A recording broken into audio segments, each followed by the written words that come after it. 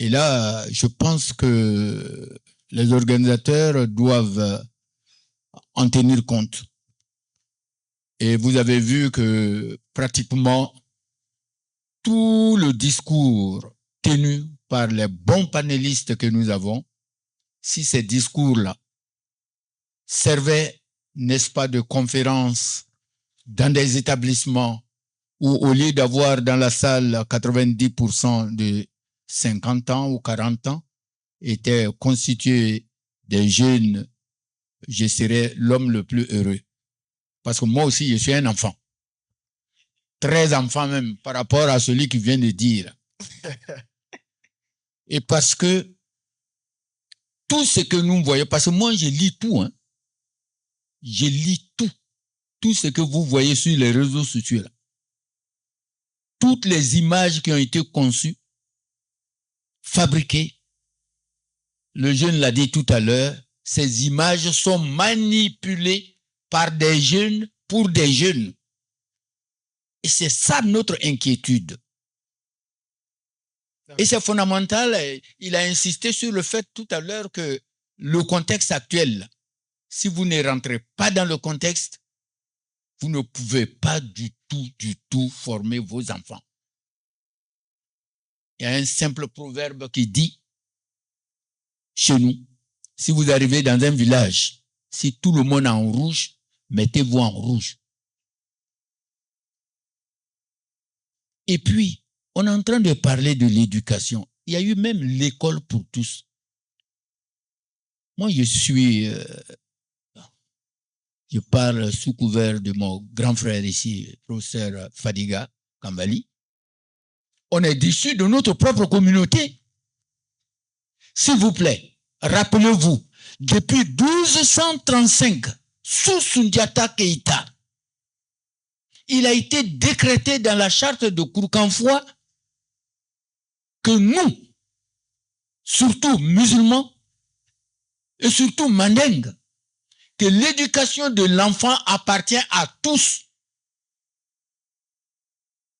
Mais ayons le courage de percer l'abcès. Tous ceux qui sont dans la salle ici, au nom de Dieu, nous avons tous abdiqué, démissionné. Et le mot n'est pas très fort, hein? J'ai enseigné pendant 40 ans. Depuis 1977, j'enseigne. Et je continue d'enseigner. Je viens de faire soutenir une thèse avant-hier.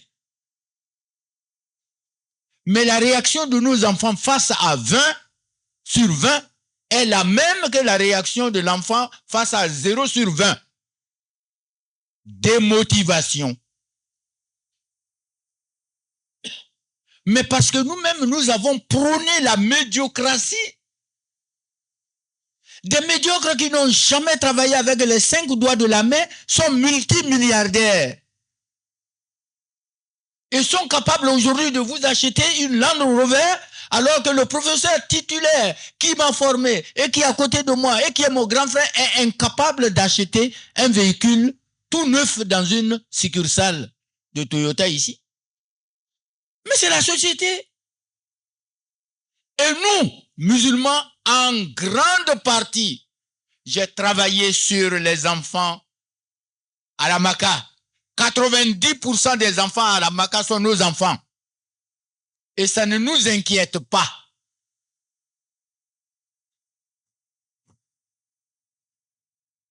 J'ai trop à dire, mais j'ai touché votre point sensible parce que vous tous, vous êtes, ou nous tous, nous sommes coupables. Très coupables. Merci. Et pourtant, il n'y a aucun problème. Allez-y. Merci. Salam alaikum wa rahmatullah. On va passer à professeur Ali Touré et puis ouvrir les échanges. Allez-y, maman. Oui, d'accord, merci. Je suis Fatou Fadika Koulibaly, je suis avocate et puis je suis heureuse d'être là. Je félicite la Fondation Bakari Fofana pour ce travail magnifique. Et tout a été dit et bien dit.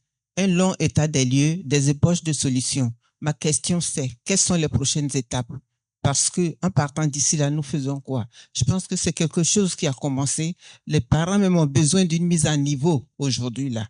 Ils ont besoin d'être accompagnés par la communauté. Et ensuite, instaurer ce dialogue intergénérationnel de façon constante. C'est comme ça que nous pourrons, parce qu'il faut, c'est bien, nous faisons un déblayage aujourd'hui, mais il faut poursuivre. Je ne voulais pas être lancé, juste la proposition que je voulais faire. Merci. Je voudrais rassurer maman que le comité de sages, également la direction de la fondation prend bonne note des éléments qui sont donnés. On va prendre le professeur Ali Touré, docteur Arna Konaté, et puis il y a une question de l'un de nos participants qui sera adressée aux panélistes et on pourra revenir. Il n'y a pas de souci. أعوذ بالله من الشيطان الرجيم بسم الله الرحمن الرحيم وصلى الله على نبينا محمد وصحبه وسلم. Je voudrais profiter pour rendre, nous sommes tous d'accord, je suppose, rendre hommage à nos maîtres qui sont donc assis en face de nous. Professeur Vali, professeur Kanvali Fadiga, et sans oublier tous les autres qui sont avec eux. Comme le professeur Fadiga arrive à décliner l'intervention, je vais pouvoir peut-être parler, sinon je n'aurais pas pu parler après lui. Voilà, donc mon intervention va se focaliser sur la notion de parcours éducatif. D'accord. Et puis, la notion de réussite. On n'a pas bien dégagé les contours de la réussite selon l'islam, selon le musulman. Et je pense que c'est un effort qui est à faire. Quand nous nous inspirons de ce que nos aînés et les dévanciers ont fait, tout à l'heure l'imam Djigiba l'a dit, assis dans une chambre, ils ont pensé, ils ont réfléchi, ils ont conçu le modèle avant d'aller le mettre en œuvre. Et c'est ce qui nous manque, je pense, aujourd'hui. Alors, la notion, le terme d'inspiration, c'est ça. Il faut qu'on réfléchisse. Il faut qu'on adapte notre réflexion aux nouvelles réalités. Parce que le monde change très vite, comme l'a dit le professeur Karamoko. Et nous, notre réflexion, nous musulmans, n'avance pas vite. Quand nous avons un acquis, nous sommes là-dessus pendant un bon bout de temps, alors que les choses évoluent.